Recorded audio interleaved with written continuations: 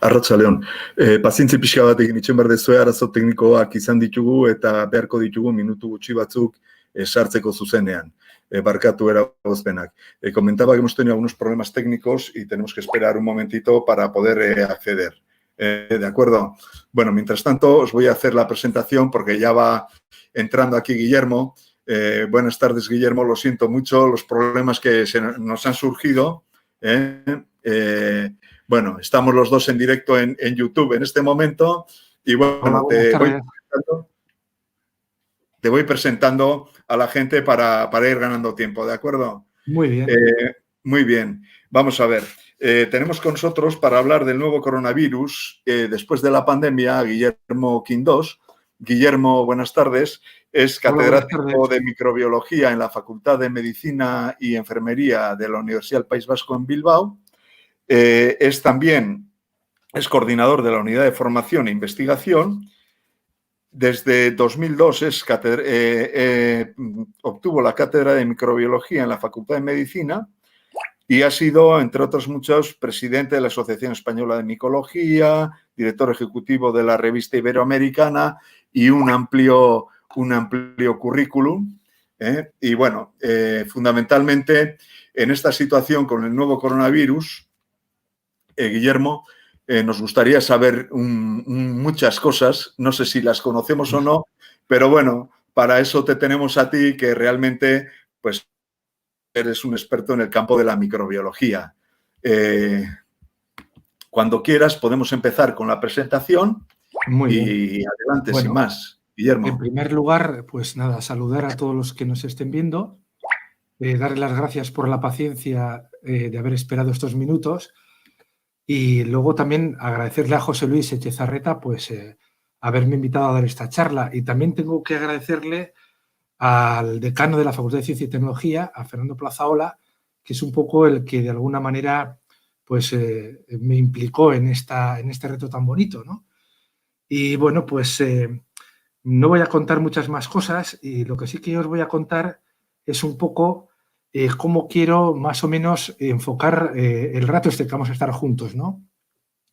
La Sociedad Lemniscata pues me ha invitado a dar esta charla y yo lo que voy a hacer pues va a ser utilizar los primeros minutos, no sé si me alargaré demasiado, espero que no, para contaros cosas que seguramente ya conocéis sobre el nuevo coronavirus, un par de detalles de lo que puede ser el SARS-CoV-2 a partir de que más o menos se nos pase esta ola de la epidemia y nos deje igual tranquilos unos meses, ojalá unos años, pero vamos a ver un poco pues qué cosas se están estudiando, qué estudios, podríamos decir, y modelos epidemiológicos se están de alguna forma evaluando para ver cómo será un poco esa parte posterior, esta pospandemia, ¿no?, de la COVID-19.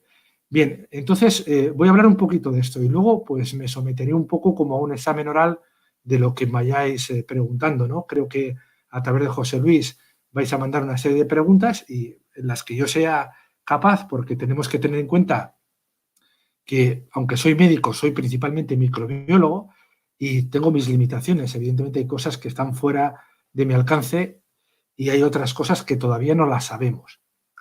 Bien, pues sin más preámbulo voy a poner una diapositiva comentando más o menos que los coronavirus empezaron a tener una relación con nosotros ya hace unos cuantos años. Realmente tendríamos que pensar que a partir de los años 60, algunos de los virus que causaban resfriado común y lo siguen causando, más o menos los que causan pues una cuarta parte de los resfriados que pasamos en las épocas, vamos a decir, más frías del año, pues se vio que estaban causados por una serie de virus que tenían una apariencia curiosa. Al microscopio daban la impresión pues que eran unos virus que estaban rodeados de una especie pues como de corona solar, ¿no? Y se les llamó coronavirus. Son virus muy pequeños, son virus ARN, lo cual quiere decir que hasta cierto punto van a ser virus con capacidad de mutación bastante grande. Y luego otra cosa importante es que lo que se descubrió pues fueron una serie de coronavirus que de alguna manera ya llevaban probablemente cientos, si no miles de años con nosotros.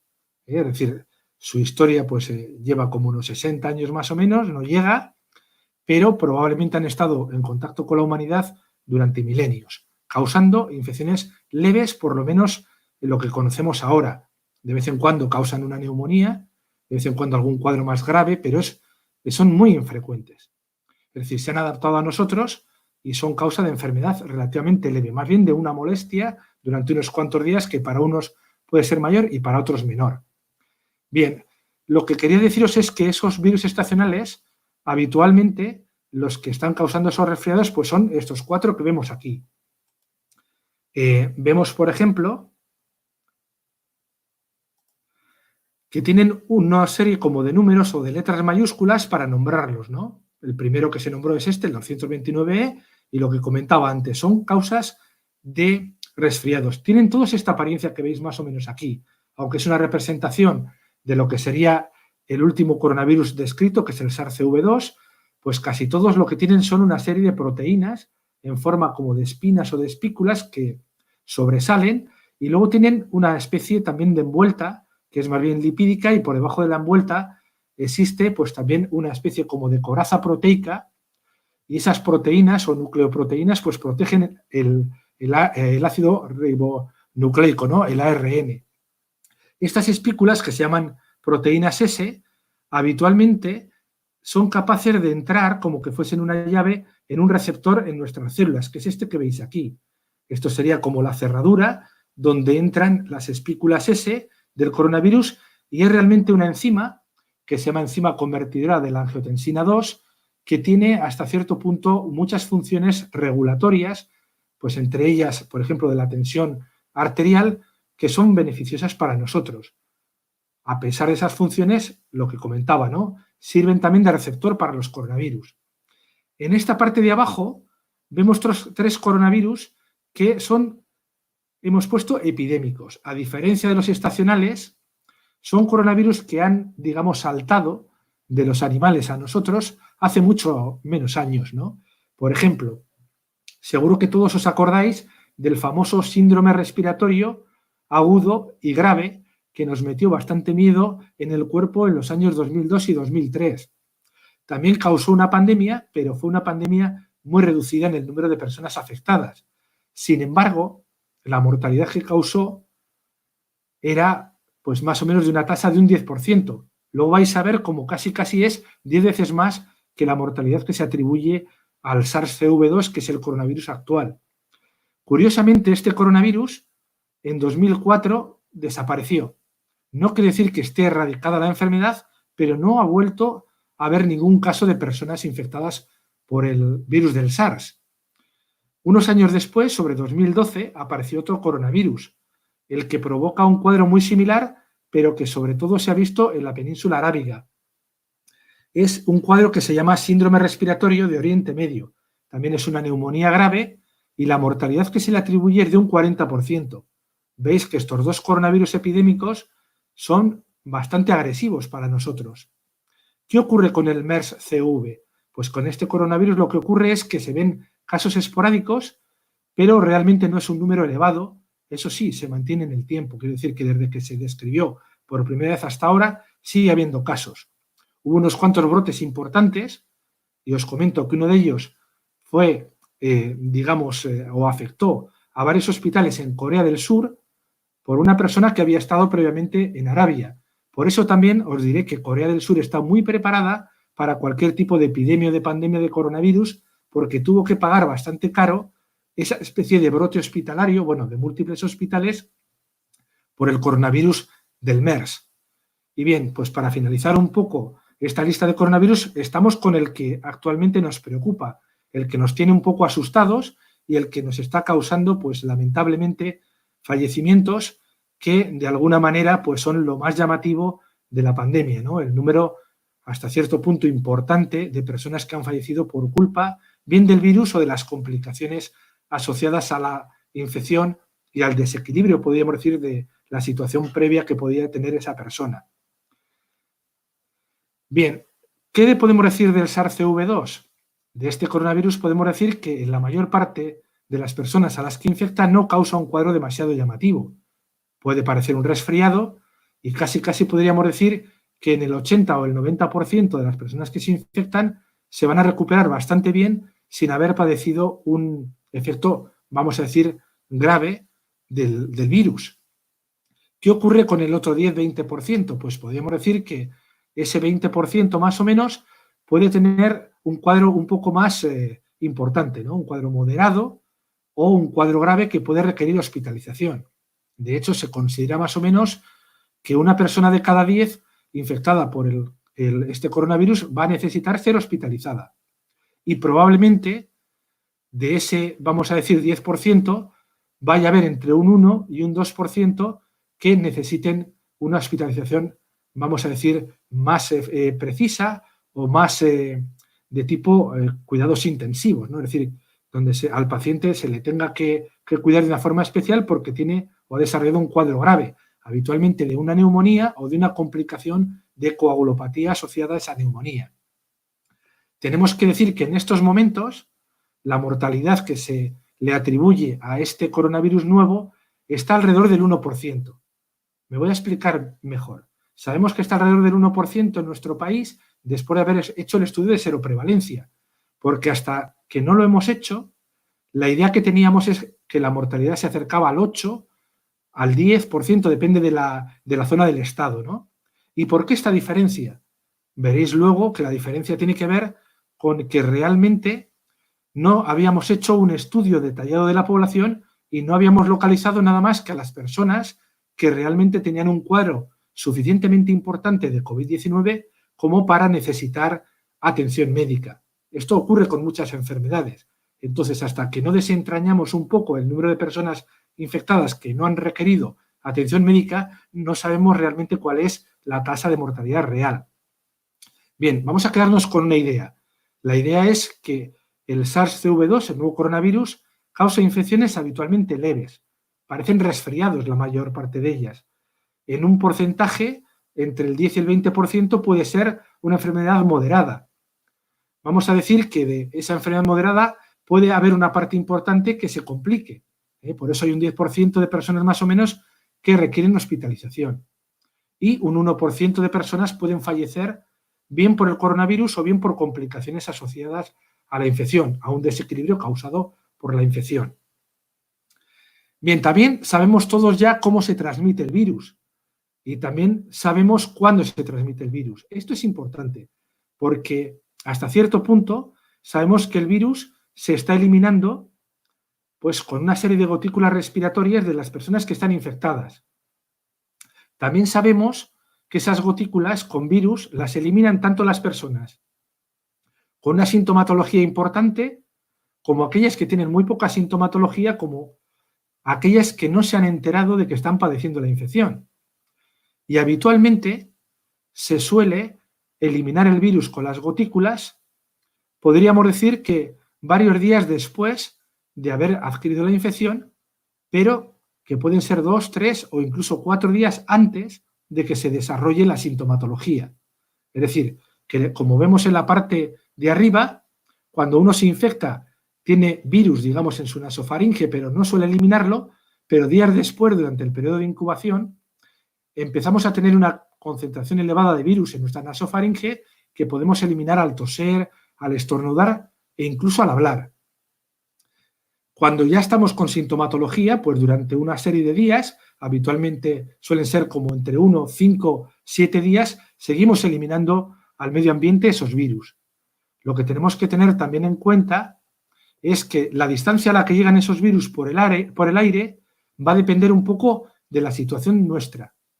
Es decir, si estamos asintomáticos, si no tenemos sintomatología demasiado severa, pues habitualmente cuando hablamos vamos a eliminar esas gotículas y van a alcanzar, pues vamos a decir medio metro, 1 metro, tal vez 1,5 metros. Si tosemos, pueden alcanzar 2 metros desde donde nosotros estamos. Y si estornudamos, pues se pueden alcanzar incluso pues 6, 7 metros. Es decir, tenemos que tenerlo en cuenta. Por eso se ha establecido como una especie de área de seguridad que tenemos que mantener entre nosotros de unos 2 metros más o menos, porque la mayor parte de nosotros no vamos a tener sintomatología, la mayoría no vamos a estar infectados, como hemos visto en la encuesta seroepidemiológica, pero aquellos que tosen o aquellos que estornudan, pues de alguna forma hay que mantener una distancia más prudencial con ellos. Bien, importante, ¿Nos contagiamos con esas gotículas? Pues habitualmente no. La forma más habitual del contagio suele ser porque esas gotículas contaminan cosas, contaminan superficies, contaminan objetos, contaminan fómites. Y si luego los tocamos y nos llevamos, por ejemplo, los dedos a la boca, a las fosas, vamos, a la nariz, a los ojos, pues podemos infectarnos. Bien, eso es una cosa importante. Por eso hay que tener muy en cuenta que tenemos que lavarnos habitualmente bastante a menudo las manos si hemos tocado cosas que no sabemos si pueden estar potencialmente contaminadas. En algunos casos, como en los sitios cerrados, donde potencialmente se junte un número importante de personas, el uso de la mascarilla también es casi, podríamos decir, obligatorio, sobre todo en los medios de transporte, para intentar de alguna manera que si nosotros somos asintomáticos no contaminemos a otros. Es decir, es un acto, vamos a decir, de tipo solidario. Otra cosa importante, en la parte de la derecha veis que tenemos cuántas horas sobrevive el virus en las superficies. Esto es en condiciones habitualmente de laboratorio y me voy a explicar. Habitualmente se crean aerosoles y luego se va recogiendo de las superficies una muestra y se va cultivando y se va viendo si crecen virus. Y lo que se ha visto, por ejemplo, es que si hablamos o si tosemos, en el aire puede permanecer el virus durante unos minutos. Puede ser 6, puede ser 8, puede ser 14 minutos, depende de la condición en que estemos nosotros. Es decir, si estamos enfermos y estamos tosiendo, pues probablemente dure más tiempo. Lo que sí que es importante decir es que la concentración decae muy rápidamente. Es decir, que después de 8 o de 14 minutos no vamos a pensar que hay un número, vamos a decir, elevadísimo de virus en el aire. Probablemente haya muy pocos y casi seguro no van a ser suficientes como para contagiarnos, pero por si acaso tenemos que ser precavidos. ¿Qué ocurre? Pues ocurre lo mismo cuando utilizamos metales, cuando utilizamos papel o cartón, cuando hay, por ejemplo, el metal es acero inoxidable o plástico. Pueden durar mucho más tiempo sobre estas superficies. Pero, por ejemplo, aunque en cobre o en las monedas pueda estar 4 horas, lo más peligroso suelen ser los primeros minutos o la primera hora. Después disminuye la concentración y lo mismo ocurre con las otras superficies. Es decir, que aunque pueden encontrarse virus viables 24 horas después en el cartón o 48 después en el acero o en el plástico 72 horas, el número de virus es muy bajo. Bien, otra cosa que sabemos es que este virus es contagioso y que lo consideramos bastante contagioso. Pero fijaos, aquí hay una tabla donde compara enfermedades y pone lo que se llama el número de reproducción básica, que más o menos quiere decir el número de personas que se contagian a partir de un enfermo. Si os fijáis, hay enfermedades que se transmiten por el aire, como el sarampión, que una persona enferma puede contagiar a 12 o incluso hasta 18 personas. ¿Dónde está más o menos clasificado el COVID-19? Pues está clasificado en una zona relativamente intermedia. A partir del enfermo se puede infectar 2, 3, 4 o incluso 5. Ha dependido mucho de muchas situaciones, ¿no? En una zona hospitalaria, donde hay un número alto de enfermos, pues probablemente la transmisión es más fácil y algún número de personas mayor que en unas zonas, vamos a decir, abiertas o donde haya muy pocas personas enfermas o que estén asintomáticos. Bien, fijaos que la gripe es también muy similar en la capacidad de transmisión, pero un poco menos. Y luego pensad que si aplicamos medidas, por ejemplo, de aislamiento social, como el confinamiento, pues este R sub 0 va a bajar por debajo de 1. Cuando un enfermo contagia a solo una persona o ni siquiera a una persona por día, pues podemos decir que hemos entrado en una etapa en que declina la epidemia y se está extinguiendo.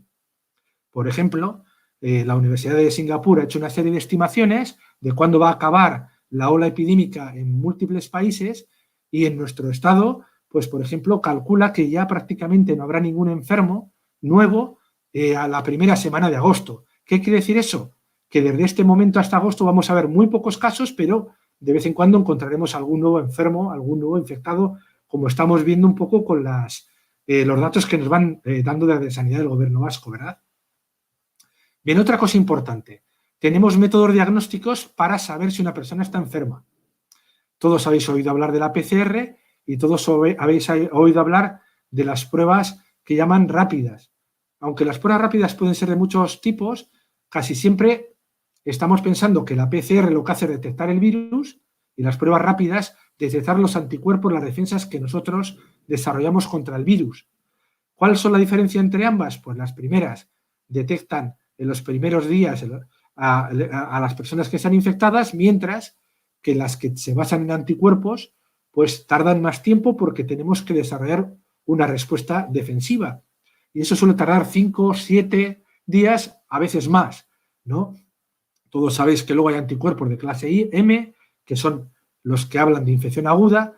Los de clase G son mucho más eficaces, mucho más potentes, pero se producen más tarde y duran muchísimo más tiempo. Habitualmente suelen ser aquellos que están relacionados con lo que se llama memoria inmunológica o inmunitaria, es decir, la que guardamos para el futuro, digamos, ¿no? Por si tenemos que volver a encontrarnos otra vez con este o con otro virus. Bien, un pequeño comentario, aunque luego podemos hablar sobre esto.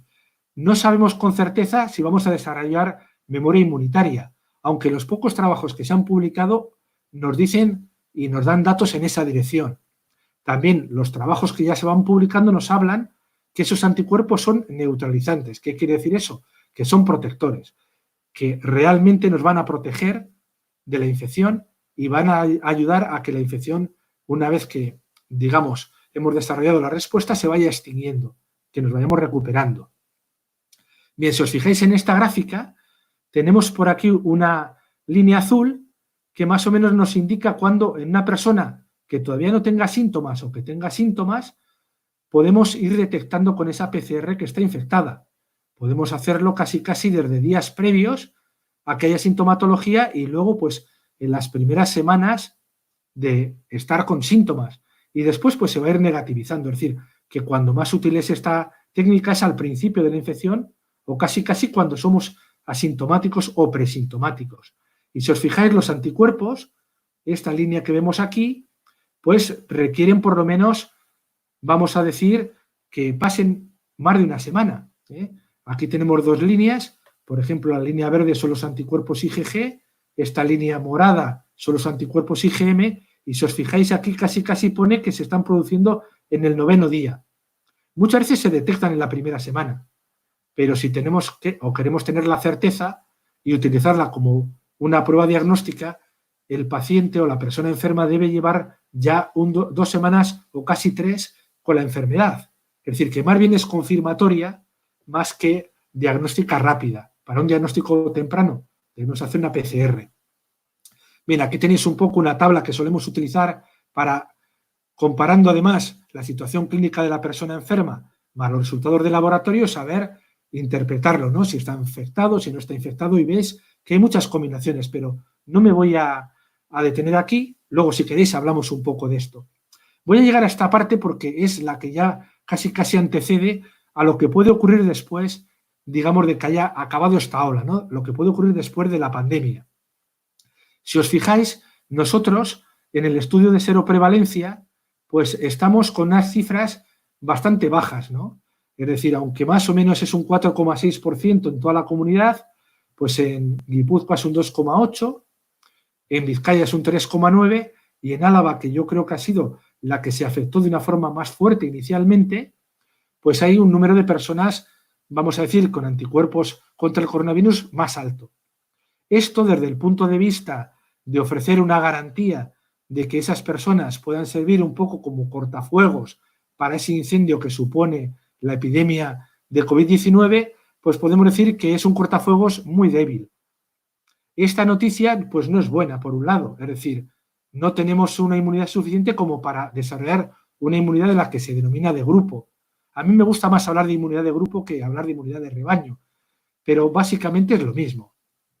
Pero también es una buena noticia. ¿Por qué es una buena noticia? Porque eso quiere decir que si hay tan poco número de personas infectadas es porque el confinamiento, las medidas de aislamiento social que se han aplicado se han hecho de una forma adecuada. Yo que tenía mis dudas, por ejemplo, de si se habían hecho de una forma temprana o no, se ve que se han hecho de una forma bastante temprana, porque si no nos hubiésemos encontrado pues probablemente con porcentajes de seropositividad pues de alrededor del 20 o del 30%. Y eso también habría implicado que, suponiendo que la mortalidad está alrededor del 1%, pues un número mayor de fallecidos. Entonces, podemos decir que por un lado es malo porque no tenemos inmunidad de grupo, pero por otro lado es bueno porque hemos conseguido de alguna forma parar el golpe más importante de la pandemia, que no se hayan superado las capacidades de asistencia sanitaria y que no se haya desbordado el número de casos graves y de fallecimientos. Aunque hemos tenido un número importante de fallecimientos, y eso es lamentable y es un hecho aciago, podemos decir que podría haber sido bastante peor. Bien, ¿qué es la inmunidad de grupo? Pues sobre la inmunidad de grupo he robado más o menos esta diapositiva a la Sociedad Española de Virología. La inmunidad de grupo es más o menos lo que vemos en la parte de abajo. Los puntos de color azul son de alguna manera las personas que nunca han tenido una infección, en este caso provocada por el SARS-CoV-2. Las personas en color granate serán las personas infectadas. Si una persona infectada entra, digamos, en una comunidad que está virgen contra ese agente infeccioso, pues poco a poco va a haber nuevas personas que se van a infectar. En este caso, diríamos que cada día de cada persona infectada se van a ir infectando 2, 3, 4 o 5 personas nuevas, ¿no? Y eso se iba a ir multiplicando y tendríamos un ascenso de la curva de la infección bastante importante. En este color verde vemos también que hay personas que después de la infección se recuperan y están inmunizadas. Pero si estas personas evidentemente no son suficientes, pues va a ir propagándose el virus hasta que se alcance un número de personas inmunizadas que de alguna manera paren la transmisibilidad a aquellas personas que no están inmunizadas. Pero para eso hace falta pues que entre el 60 y el 80% de nosotros tengamos inmunidad contra ese virus. Es un poco lo que se ve abajo. Si hay un número de personas que ya están inmunizadas en color verde, pues las personas infectadas pues casi no van a poder infectar a otras. Va a haber un número de infectados muy bajo, con lo cual aquellas personas que no hayan sufrido la infección van a estar protegidas de una forma solidaria por las personas que ya están inmunizadas. ¿Cómo se consigue inmunidad de rebaño? De dos maneras, básicamente. O nos infectamos o recibimos una vacuna. Y en estos momentos, pues ni tenemos la vacuna ni nos hemos infectado en número suficiente. Si os digo la verdad, yo prefiero que no nos hayamos infectado en número suficiente, porque cuanto más tiempo ganemos y menos personas estemos infectadas con un carácter de enfermedad grave, ganamos tiempo para desarrollar fármacos antivíricos y una vacuna.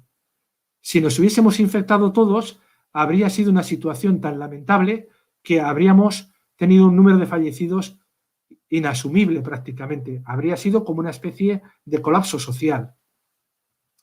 Bien, voy a comentaros una cosa brevemente sobre lo que hemos comentado antes de la mortalidad. En la parte de la derecha tenemos un triángulo que, aunque aquí pone Reino Unido y en el de la izquierda ponga Alemania, son dos situaciones muy parecidas a las que hemos vivido. Esta que vemos aquí es un poco la cifra de mortalidad que teníamos o que creíamos que teníamos en el País Vasco cuando no se había hecho el estudio de seroprevalencia. Teníamos alrededor de un 8%. Y la que más o menos consideramos que hay ahora, pues está alrededor del 1%. ¿Y a qué se debe esto? Es un poco a lo que se denomina el efecto iceberg o iceberg. ¿Y qué es este efecto iceberg o iceberg?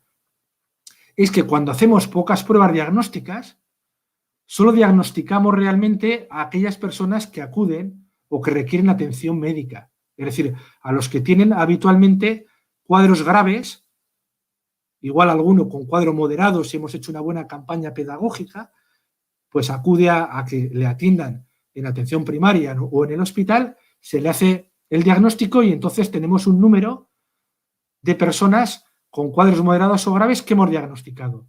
A pocos que se mueran, la tasa de mortalidad va a parecer siempre muy alta. Cuantas más pruebas hagamos, y los estudios que hemos hecho, por ejemplo, de seroprevalencia de forma aleatoria a un número más importante de la población, de la cual podemos sacar inferencias y conclusiones, pues iremos descubriendo más parte del iceberg, y nos daremos cuenta entonces que la mayor parte de las infecciones son leves, moderadas o muy leves, e incluso algunas que no son sintomáticas, y realmente la tasa de mortalidad va descendiendo. Es decir, el número de muertos va a ser el mismo, pero el número de infectados va a aumentar con lo cual la tasa de mortalidad también disminuye. Hemos pasado de suponer que teníamos una tasa de mortalidad parecida a la del SARS, que era del 10%, a una tasa de mortalidad parecida a la de las gripes muy graves. Por ejemplo, la gripe que se denominó española. La gripe habitual tiene un 0,2%, pero ha habido epidemias de gripe muy agresivas, ¿no? Y aquí las hemos sufrido y no hace tanto. En los años 80, por ejemplo, hubo gripes con mortalidad parecida a esta. Bien, importante lo del fenómeno iceberg a tener en cuenta. ¿Y qué es lo que tenemos que hacer en este tiempo que vamos ganando? Pues lo que estamos haciendo más o menos es lo siguiente. Estamos, por un lado, haciendo ensayos clínicos para intentar desarrollar tratamientos, bien con anticuerpos de personas que han pasado la enfermedad, bien con anticuerpos que los creamos en el laboratorio, anticuerpos monoclonales, bueno, habitualmente en animales o en células de laboratorio. Vamos probando una serie de fármacos, seguro que habéis oído hablar de la cloroquina, de la hidroxicloroquina, del lopinavir, del darunavir.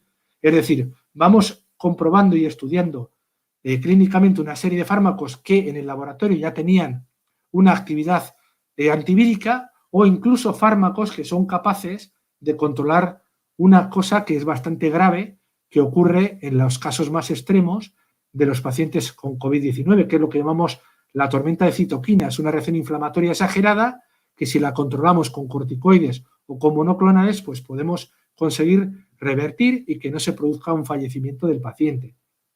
Es decir, estamos en esta fase, en desarrollar fármacos que sean capaces de neutralizar al virus.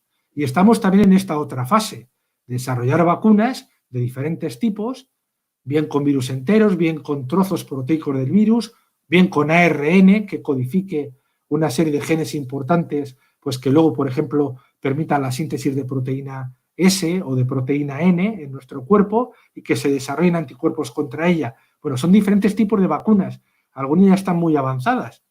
Ya hay algunas que se están, digamos, en fases 1 y 2 de estudios clínicos, es decir, que ya se están utilizando estas vacunas para ver si en las personas no causan toxicidad o si además de no causar toxicidad son capaces de inmunizarnos, de permitir que desarrollemos una buena respuesta defensiva. Bueno, pues cuanto más tiempo tengamos, cuanto más consigamos que la epidemia casi sea cero y no vuelva a otra oleada, pues tendremos más datos sobre tratamientos, más datos o incluso alguna vacuna ya en marcha y estaremos mejor preparados. Bien, esto que veis aquí es un poco una representación gráfica de estos modelos que os comentaba matemáticos y epidemiológicos, ¿no? Pues hay uno que es el producido por la Universidad de Harvard, por el doctor Kissler y colaboradores, que más o menos nos ha dicho que puede haber varias posibilidades, ¿no? Y os he puesto aquí 4 que entiendo que podría suceder. Imaginémonos que esta línea son meses, o vamos a decir que a partir de aquí, son años. Van transcurriendo años. Estamos hablando en 2020, pues imaginémonos que por aquí estamos en 2025, por ejemplo, ¿no? Pues tenemos varias posibilidades. Tenemos, por ejemplo, la posibilidad que sería la mejor de todas, que es que nos pasara igual que ocurrió con el SARS, con el síndrome respiratorio agudo y grave. ¿Qué ocurrió con el SARS? Hubo un pico epidémico, o más bien pandémico, porque fue en múltiples países, fue bajando el número de personas infectadas y desapareció. Es decir, no hemos vuelto a tener más personas infectadas. Esta opción es demasiado optimista y, a mi entender, dentro de mis limitaciones, me parece bastante poco probable. Tenemos el otro extremo. El otro extremo es este que vemos arriba. Esto ocurre con los 4 coronavirus que llamamos humanos estacionales. Hay un pico de infecciones habitualmente leves, casi todos resfriados, que van disminuyendo y esto va ocurriendo pues, en algunos inviernos de una forma más fuerte, de vez en cuando igual aparece en otoño, vuelve a aparecer otro invierno mucho más débil, hay un pico igual pues cada año o cada 2 años o cada 4 años y así pues digamos lo que resta de historia de la humanidad.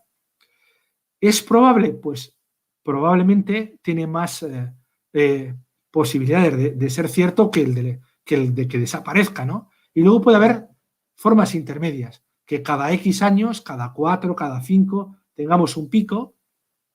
Puede ser que igual tengamos un pico fuerte dentro de poco, luego desaparezca muchos años y vuelvan a aparecer picos más débiles, es decir, no lo sabemos. ¿Y por qué no lo sabemos?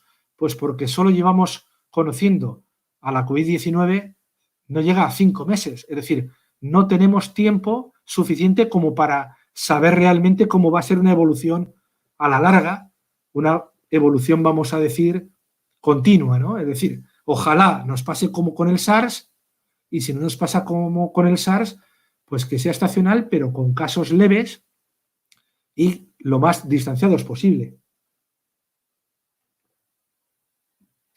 Bien, voy a finalizar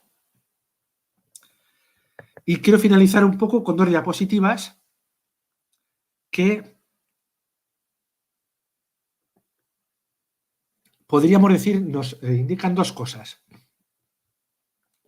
La primera es que va a haber más zoonosis, más infecciones de animales que pueden causar, que pueden causar infecciones a las personas. Aquí os he puesto un mapa con diferentes animales, lo que sería de dónde pueden venir las nuevas zoonosis.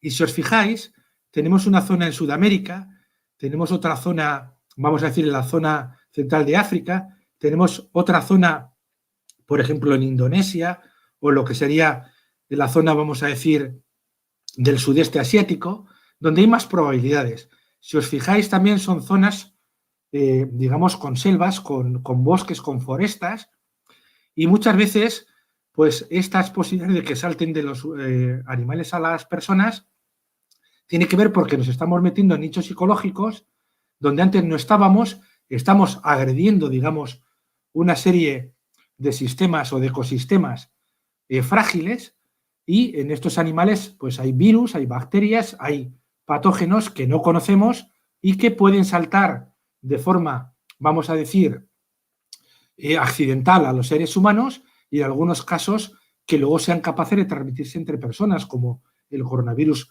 del que estamos hablando, ¿no? Entonces, esta es una amenaza que tenemos, digamos, sobre nuestra cabeza, y es una amenaza que la Organización Mundial de la Salud ya hace años viene hablando como la epidemia X, es decir, no sabemos por qué patógeno va a producirse, puede ser por un virus, puede ser por una bacteria, un hongo, otros patógenos, pero ya sabíamos que podía ocurrir. Aunque lo sabíamos, pues los diferentes gobiernos han considerado que había otras prioridades. Yo ahí no me voy a meter porque no soy político, soy científico y tengo mis limitaciones, ¿verdad? Bien, pero me gustaría que os quedarais con un par de ideas y luego ya las debatimos. Lo primero es que es probable que suframos más zoonosis. De la mayor parte de las nuevas infecciones, la gran mayoría proceden de animales. Es muy probable que no sean solo virus. Vemos bacterias y hongos nuevos que nos están dando bastante guerra. Y luego otra cosa importante, ya tenemos otra pandemia desde hace unos cuantos años, que es la pandemia de la resistencia a los fármacos antimicrobianos, que está aumentando y que se estima que dentro de un par de décadas puede causar las infecciones por microorganismos resistentes a los fármacos antimicrobianos un número bastante elevado de mortalidad. Es decir, que tenemos que solucionar unos cuantos problemas por delante. Y muchos de estos problemas tienen que ver también con el cambio climático.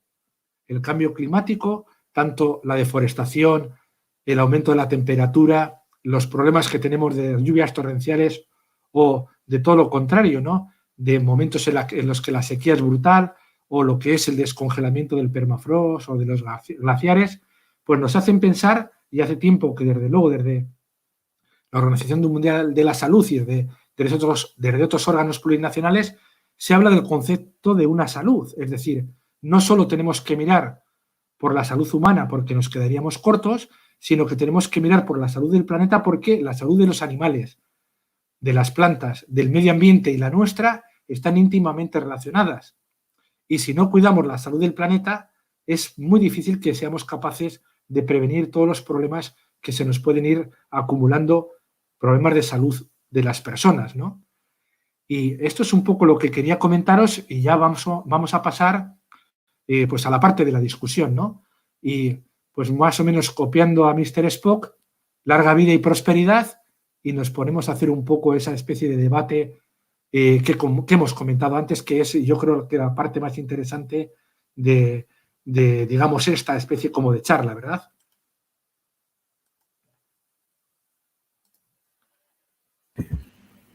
Muy bien, pues muchísimas gracias, Guillermo. Yo creo que nos has aclarado muchísimas cosas. Algunas de las preguntas que teníamos aquí han quedado perfectamente resueltas y respondidas a lo largo de tu conferencia. Yo creo que ha sido muy interesante. Si te parece bien, vamos entrando ya con algunas preguntas al tapo.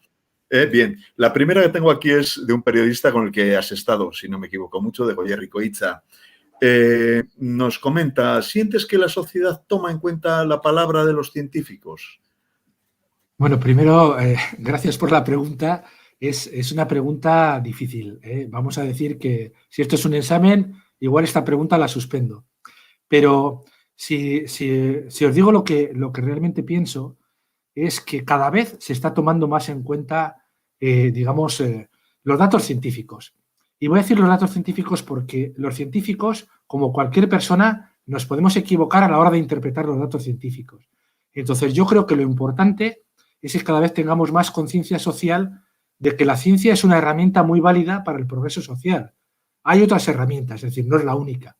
Pero yo creo que en la última década se ha notado un aumento muy, importante de la preocupación y de la concienciación de toda la sociedad de la importancia que tiene lo que es la ciencia, lo que es la investigación científica, lo que son los avances científicos y cómo pueden ser muchos de ellos una ayuda muy buena para que progresemos.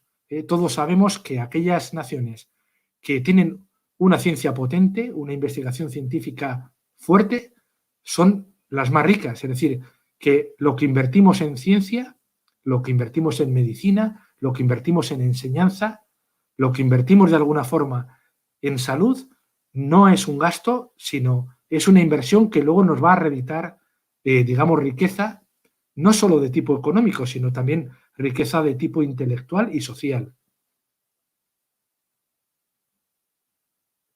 Continuando con las preguntas, tenemos otra que nos decía, bueno, ¿y qué les dirías a los creacionistas, negacionistas del cambio climático, a los conspiranoicos que creen que el virus se ha creado en un laboratorio, ¿no? Bueno, pues a mí ese tema me produce tristeza. Y a la hora de qué les diría, pues les diría lo que les decimos siempre, ¿no? Es decir, que realmente para tener una afirmación tienes que tener detrás datos. Y si la afirmación, vamos a decir, es extraordinaria, tienes que tener una cantidad de datos todavía más extraordinaria. Es decir, no podemos decir que algo se ha creado en el laboratorio si no aportamos pruebas. No podemos hablar, por ejemplo, del creacionismo si cada vez tenemos más pruebas de que hay una evolución, ¿no? Y en cambio no hay pruebas de que haya una creación. No podemos negar, por ejemplo, la presencia o que exista un virus o que ese virus esté relacionado, por ejemplo, con una enfermedad cuando hay, vamos a decir, pruebas tan irrefutables que es imposible. Es decir, ahora también voy a deciros una cosa. Yo creo que hay personas con las que se puede discutir hasta un punto. Es decir, cuando uno confunde la fe con lo que es la ciencia, pues estamos chocando. Es decir, la ciencia se basa en ir solucionando incertidumbres.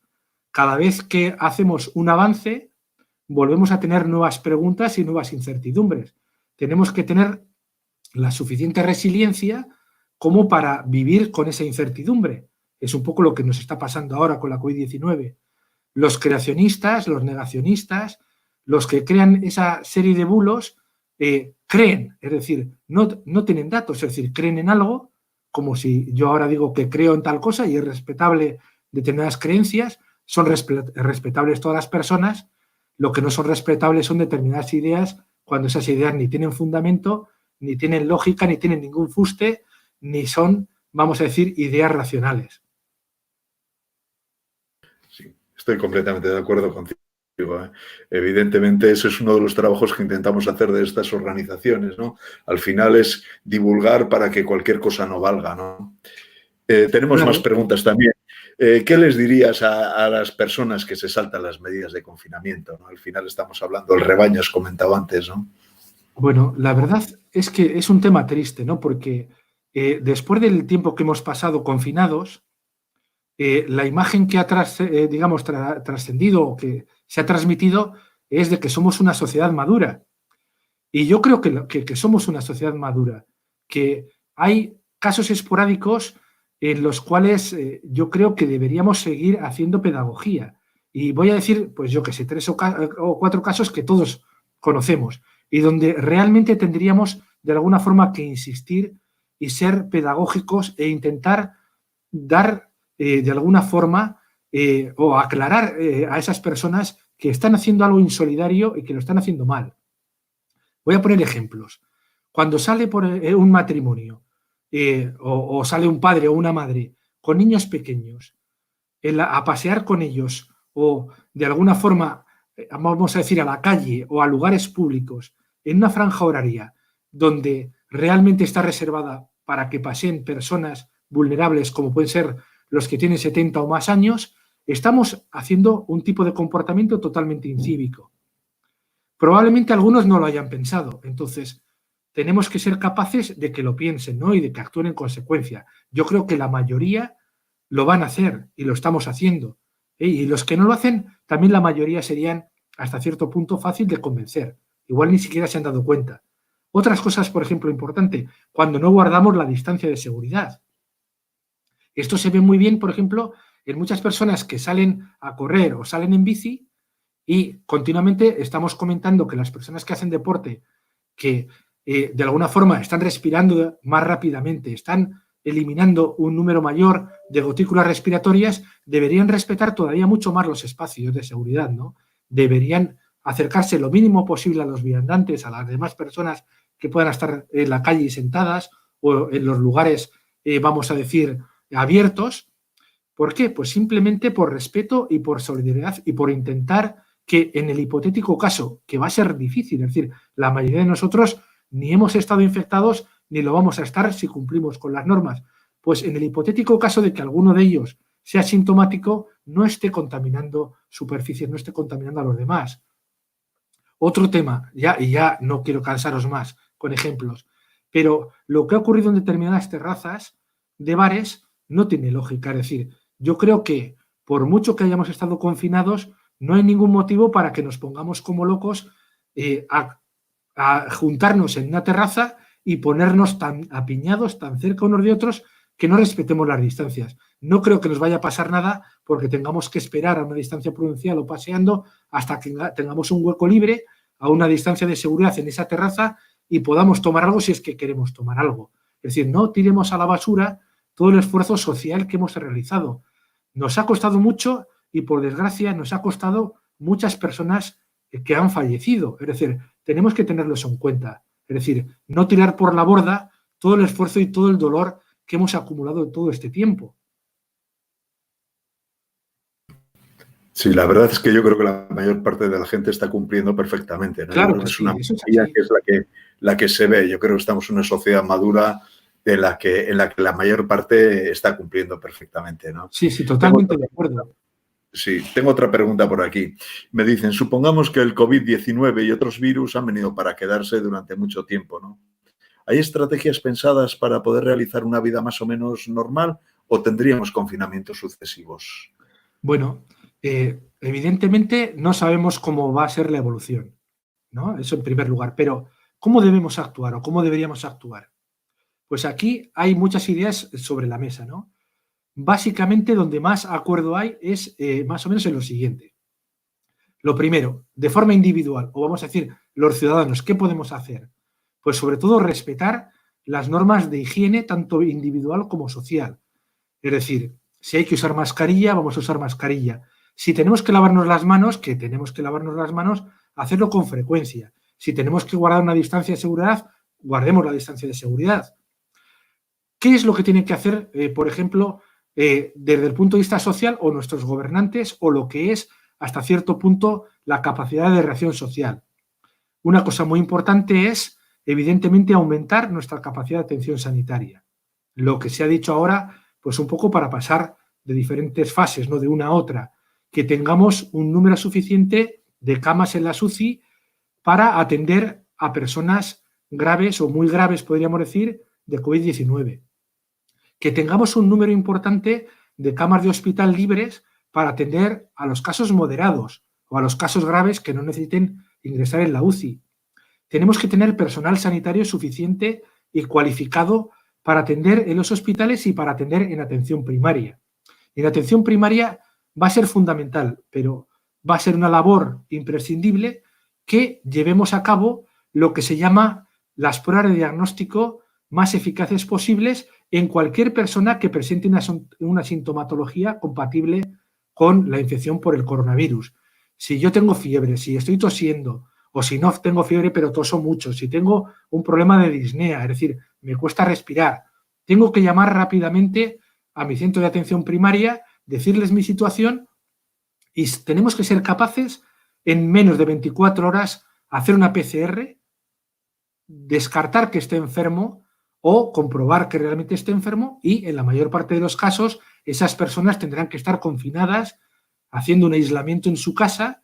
Tendremos evidentemente que ayudarles durante ese aislamiento y luego tendremos que tener en atención primaria lo que en muchos países se llama los coronadetectives, los rastreadores de coronavirus. Es decir, un número importante de personas que hablen con los enfermos, atiendan cuál es la situación del enfermo, sepan con qué personas han estado en las últimas horas, hablen con esos contactos. Si hay de alguna forma indicios de que pueden estar infectados, se les haga también una PCR, que la PCR descarte que están infectados o confirme que lo están y volvemos otra vez a ese aislamiento de los individuos. Es decir, tenemos que tener una capacidad de respuesta para hacer un poco microcirugía o microconfinamientos. Si tenemos una situación mucho peor, imaginémonos que hay un número de casos elevados, tendríamos que estar lo suficientemente preparados como para que podamos hacer confinamientos sociales masivos, pero por periodos mucho más cortos. Porque no se puede estar confinado eternamente, es decir, acabaría realmente con lo que es la sociedad humana. Es decir, pero sí que tenemos medidas para tomar y para adoptar mientras se van desarrollando los fármacos, mientras se van desarrollando las vacunas o mientras se va desarrollando una inmunidad de grupo. Pero fijaos que si solo tenemos el 5%, es mucho más conveniente para la sociedad ir parando los golpes, que se infecte menos personas, que suframos una nueva oleada que sea mucho más grave. Tenemos que estar preparados. Y eso se ha hecho ya en algunas comunidades dentro del Estado. Se ha visto bastante buena reacción, por ejemplo, en Asturias. Se ha visto en otros países, como en Alemania, como en Nueva Zelanda, como en Corea, como en Singapur.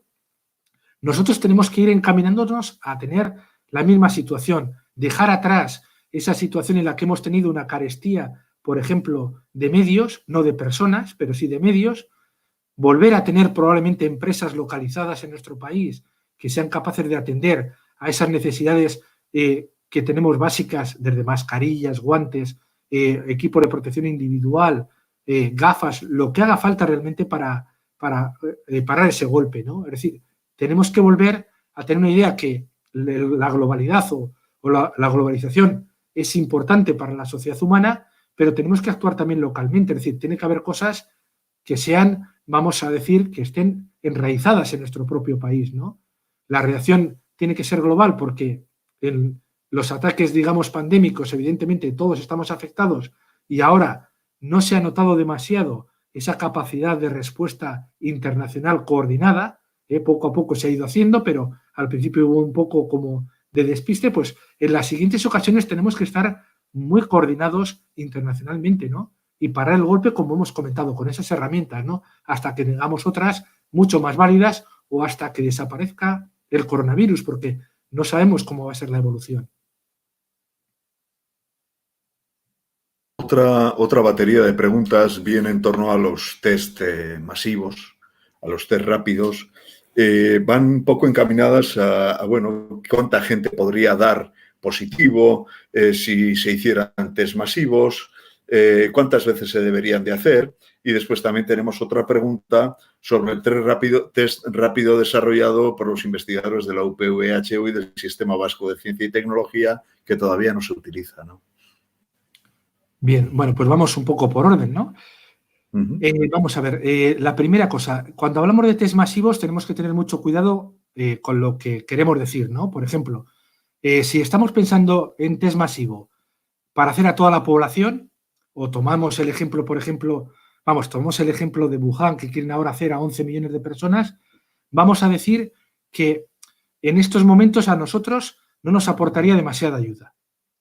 Probablemente necesitaríamos meses para poder hacer a todas las personas y nos aportaría una información que sería poco mayor de la que nos aporta el estudio de seroprevalencia. Si hablamos de test masivos, para hacer test a todas las personas que plantean un problema, vamos a decir, diagnóstico, y me refiero a personas, por ejemplo, que tengan sintomatología, a personas que hayan cuidado a los enfermos, a personas que puedan estar en residencias, digamos, de ancianos, al personal sanitario que está en contacto o en primera línea con los enfermos. Entonces sí que deberíamos hacer test masivos en ese caso.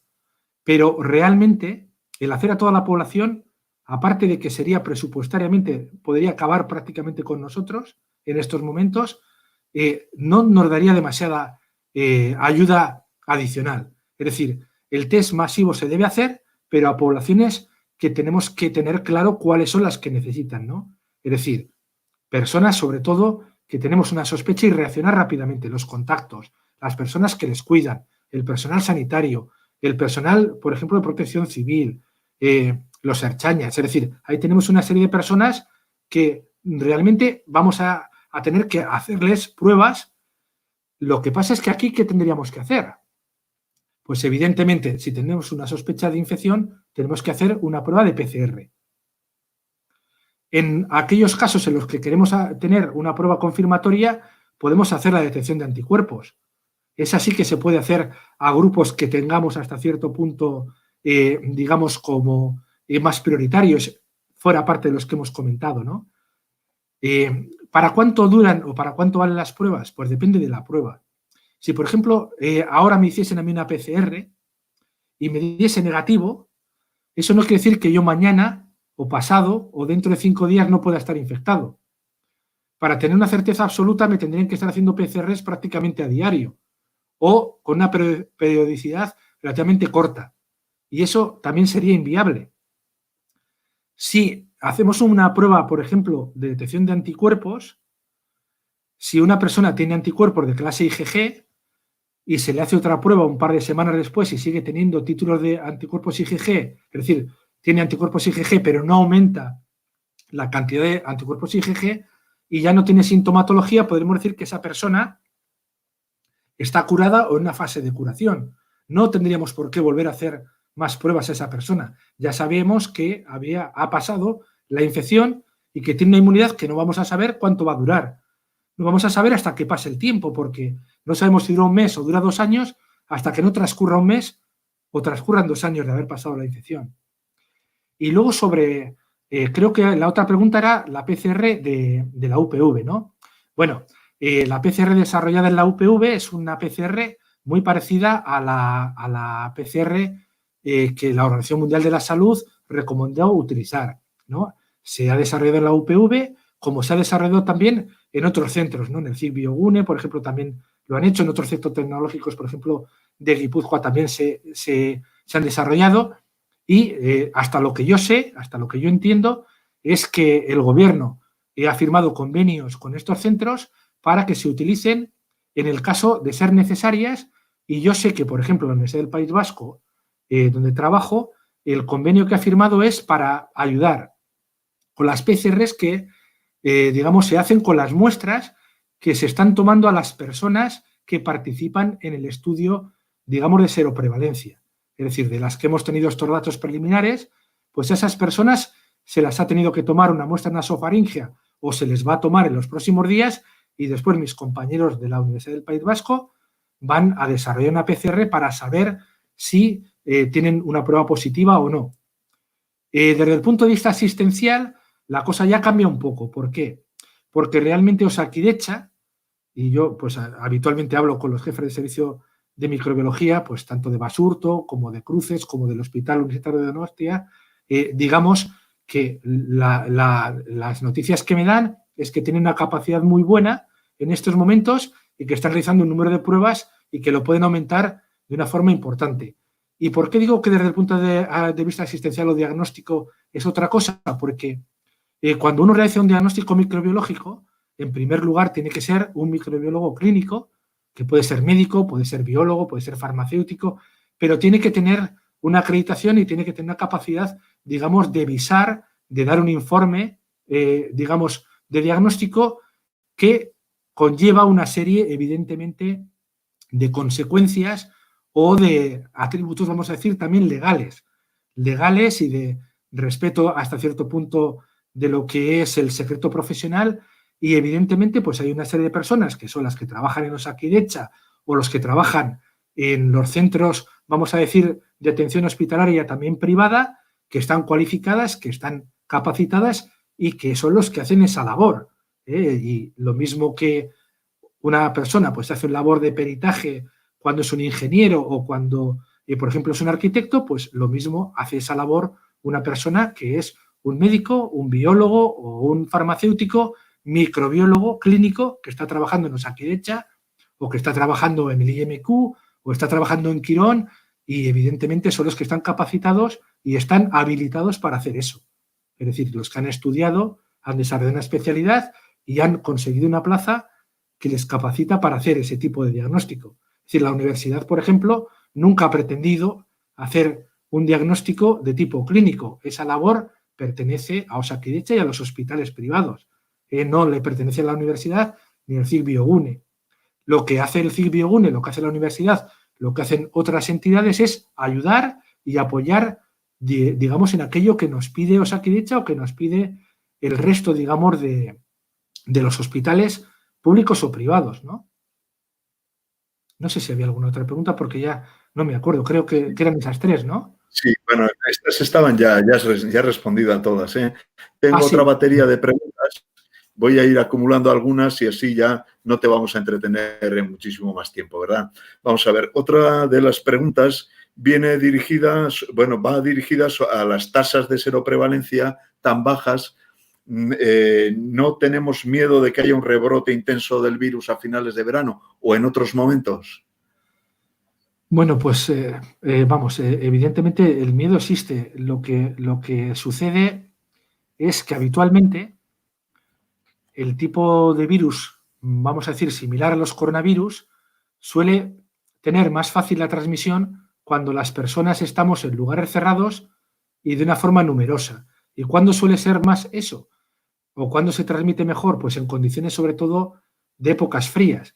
Es probable que, digamos, durante el verano o en las primeras épocas del otoño, si mantenemos hasta cierto punto unas temperaturas que nos permitan hacer una vida, sobre todo al aire libre, bastante intensa, haya menos probabilidades de que haya un repunte.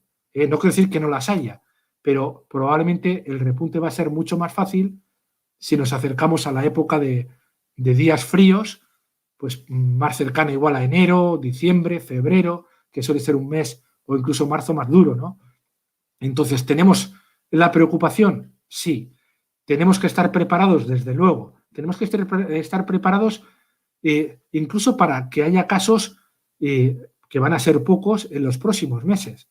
Pero la preocupación mayor viene un poco más allá. Es decir, si asimilamos un poco a lo que es nuestra experiencia con otros virus que causan problemas respiratorios, los picos, y lo tenemos con la gripe, lo tenemos con el resfriado, por los diferentes virus que los causan, tanto el rinovirus como otros coronavirus, suelen ser siempre en épocas invernales.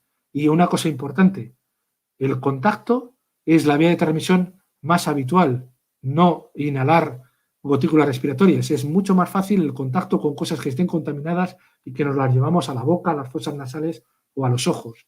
Es decir, resumiendo, puede aparecer un repunte en cualquier momento, pero lo más probable es que si aparece va a ser en épocas más bien frías, donde tengamos que estar pues más cercanos, más, digamos, tiempo en sitios cerrados por culpa del frío y la transmisión, sobre todo por contacto con objetos o con cosas o con superficies contaminadas, va a ser más fácil.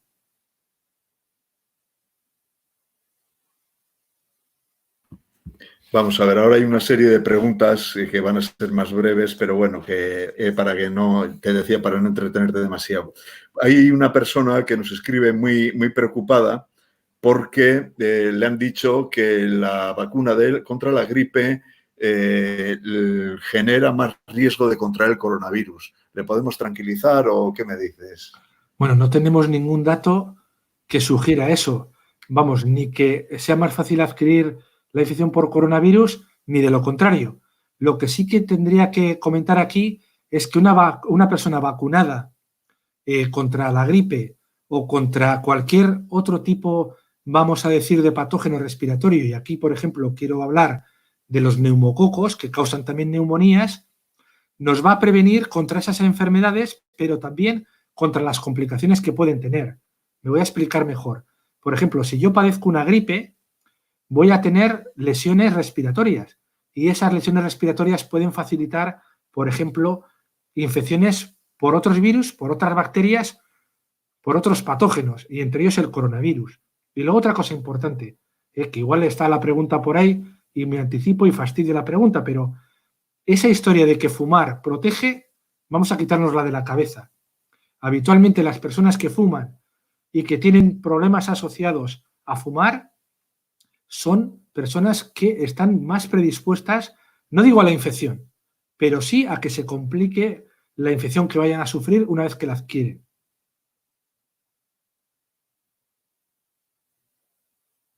Luego tenemos, a ver, otra batería de preguntas, ya te decía, estas ya son ya más domésticas, ¿no? ¿Por qué te parece que debería de llevar toda la gente mascarilla? ¿Por qué no se nos ha obligado a llevar desde un principio a todos mascarilla? Comentaban aquí. Bueno, pues vamos a ver, volvemos un poco a lo que son los datos y luego cómo los interpretamos cada uno de las personas, tanto científicos como no científicos, ¿verdad? Entonces, los datos que teníamos hasta ahora, al principio, pues eran más o menos que había que tomar las mismas precauciones que se toman en otras ocasiones, por ejemplo, con la gripe. Seguro que no hemos visto a nadie con un problema respiratorio antes de que ocurriese la infección por coronavirus que se pusiese una mascarilla cuando estaba enfermo y salía a la calle, ¿no? Y evidentemente sí que veíamos, por ejemplo, esas imágenes en Japón, en China, es decir, ellos sí que tenían una costumbre de intentar no contagiar a otras personas, no contagiar las superficies cuando padecían gripe o cuando sufrían un resfriado, ¿no? Entonces, teníamos al principio la idea de que el coronavirus actuaba muy parecido al virus de la gripe. ¿Qué hemos visto después? Lo que hemos visto después es que, a diferencia de otras infecciones víricas, aquí el número de personas con una sintomatología pequeña o una sintomatología ausente, es decir, asintomáticos, es bastante alto. ¿Qué quiere decir esto? Pues que tenemos un grupo de personas que puede estar contaminando superficies, que puede estar transmitiendo el virus. Entonces, el siguiente paso es que se comprobó que en sitios cerrados el virus podía contaminar durante un tiempo de minutos esas superficies, ¿no? Entonces, ¿cuál fue el siguiente paso? El siguiente paso fue que la mayor parte de los organismos internacionales dijeron, en base a estos datos, tenemos que proteger a las personas que comparten sitios cerrados o que tocan objetos en sitios cerrados donde entran en contacto con otras personas y algunas de ellas pueden estar infectadas y ser asintomáticos. Es decir, dimos un paso en el escalón. De hecho, pues, por ejemplo, los centros europeos del control de la enfermedad, los centros norteamericanos del control de la enfermedad, al principio no estaban a favor de usar mascarilla, decían que simplemente tenían que utilizarlo las personas que atendían a los enfermos, es decir, sus familiares, el personal sanitario, las personas que de alguna forma entraban en contacto con ellos, igual de protección civil, igual erchañas similares, ¿no? Dieron el salto de decir, ojo, que tenemos más asintomáticos, tenemos sitios cerrados, vamos a proteger también a las personas que comparten esos sitios cerrados. Se ha dado ese paso, es decir, en la mayor parte de los sitios ya se utiliza mascarilla o es obligatoria usarla. ¿Qué ocurre ahora?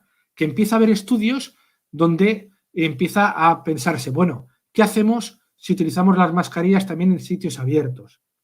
¿Podemos reducir todavía más la posibilidad de transmisión?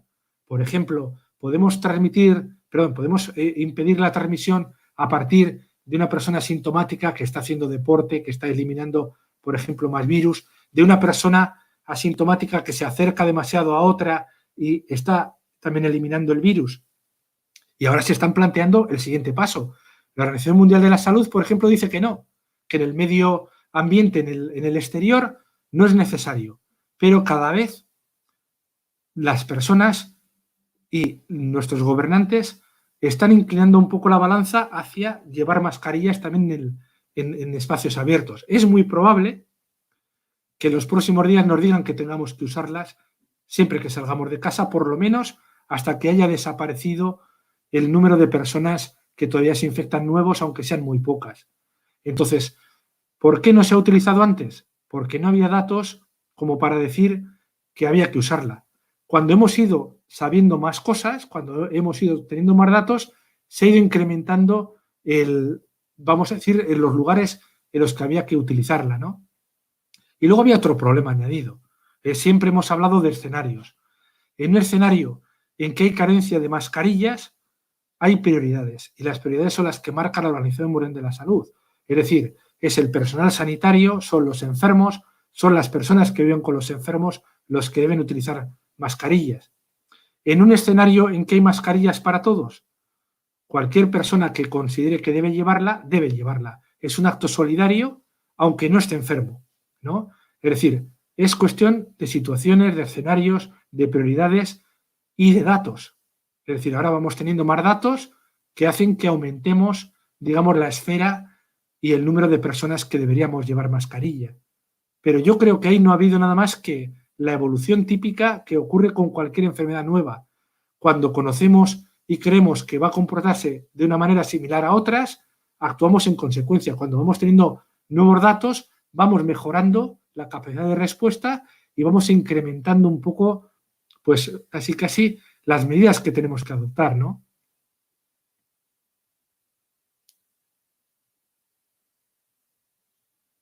Dos últimas preguntas, si te parece bien, Guillermo. Claro. Una es muy doméstica, me la han hecho los chavales de 11, 12 años, que tienen unas preocupaciones pues más domésticas que todo esto, ¿verdad?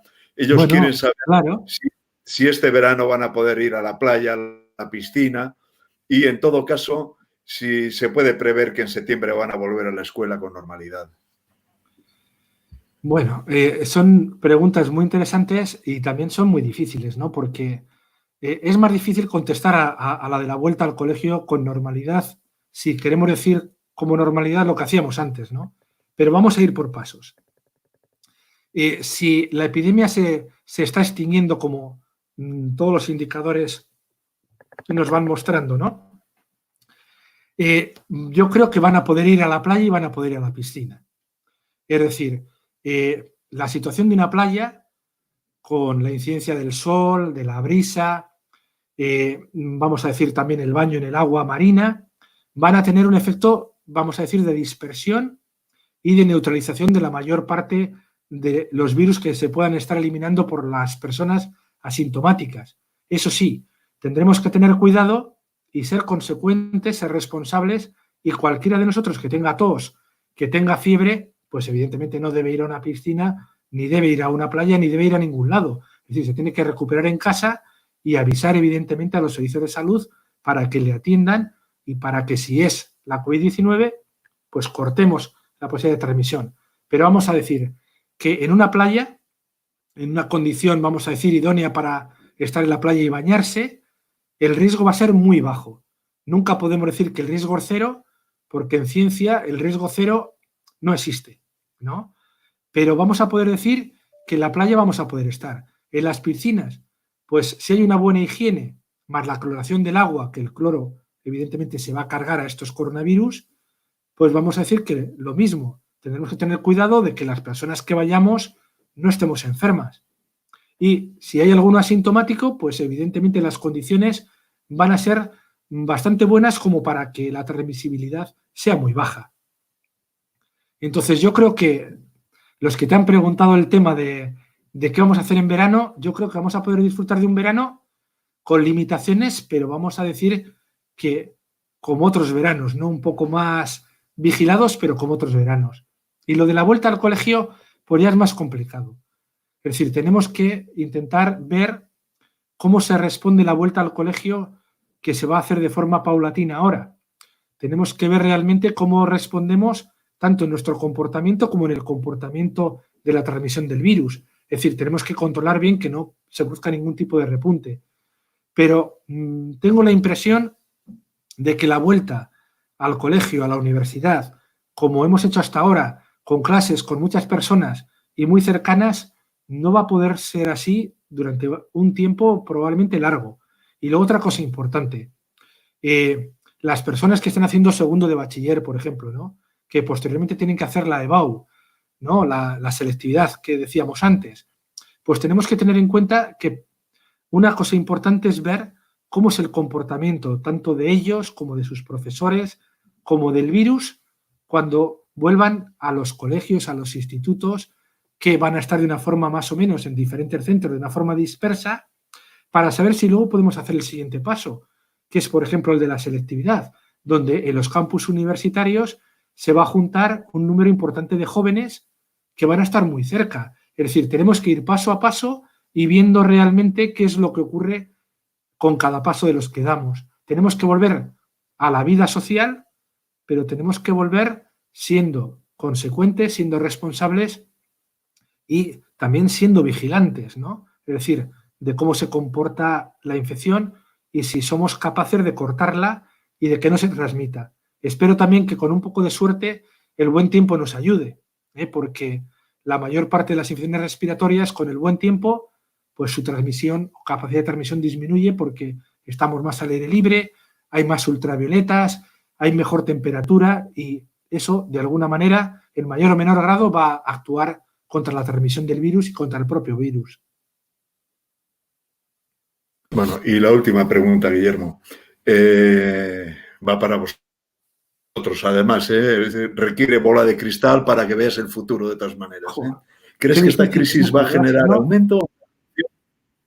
una reducción de vocaciones para el sector de las ciencias de la salud?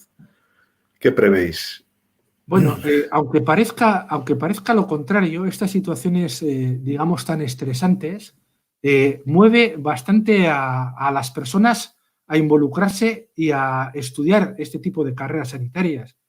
No asusta tanto como para que las personas no se involucren. Es decir, yo creo que como especie, el Homo sapiens es una especie bastante solidaria y hay un número alto de personas que se vuelcan, digamos, por ayudar a los demás y algunas se vuelcan intentando ayudar, pues siendo pues enfermeras, médicos, celadores, bomberos, chañas del servicio social. Es decir, que yo creo que van a aumentar el número de personas que van a querer hacer medicina, que van a querer hacer enfermería, que van a querer hacer biotecnología, que van a querer hacer farmacia, que van a querer hacer biología. Es decir, todas aquellas profesiones que tienen que ver, digamos, con el desarrollo de una labor, vamos a decir, humanitaria o de atención, vamos a decir, social, ¿verdad? Vamos, yo creo que va a ser así. ¿Me equivoco? Pues no lo sé, pero tengo confianza en que va a ser así.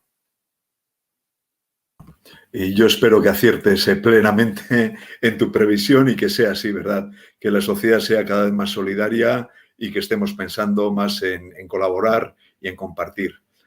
Bueno, el comportamiento que estamos siguiendo es bastante bueno, es decir, salvo muy poca gente que se comporta de la forma indebida, la mayoría estamos siendo muy solidarios, intentando ayudar cada uno lo que podemos, ¿verdad? Sí, así es. Muy bien. Bueno, Guillermo, ha sido un placer. No sé si quieres decirnos algo más. Bueno, la única cosa, agradeceros de nuevo por el rato que hemos estado, que a mí me ha parecido divertido, espero que también a los que hayan estado escuchándolo, y lo único que recordemos un poco eso, ¿no? Que hay que ser responsables y que lo más eficaz es empezar por la responsabilidad de cada uno de nosotros, ¿no? Y eso tiene que ir, evidentemente, alcanzando a aquellas personas que ya de por sí tienen más responsabilidad, ¿no? Que son los que nos gobiernan y los que de alguna forma tienen que tomar las decisiones y tenemos que ayudarles a que tomen las decisiones más correctas, que yo creo que es lo que están deseando e intentando hacer a todos ellos, ¿no? Porque gobernar tiene que ser muy difícil. Vamos, a mí no me gustaría ser gobernante. En estas circunstancias no, ¿verdad? Oye, ha sido un placer. Ni en otras, ¿eh? Yo creo que es difícil siempre. En ninguna, exactamente. Ha sido un placer escucharte. Nosotros sí que estamos agradecidos por el esfuerzo que has realizado. Te pedimos perdón por las dificultades técnicas que hemos tenido. Bueno, y, es lo que toca en estas situaciones, ¿no? Y bueno, la verdad es que ha sido un auténtico placer que espero que compartan todos los que han escuchado y te han visto. Un fuerte abrazo y estamos, ¿de acuerdo? Lo mismo, José Luis, hasta cualquier momento de estos.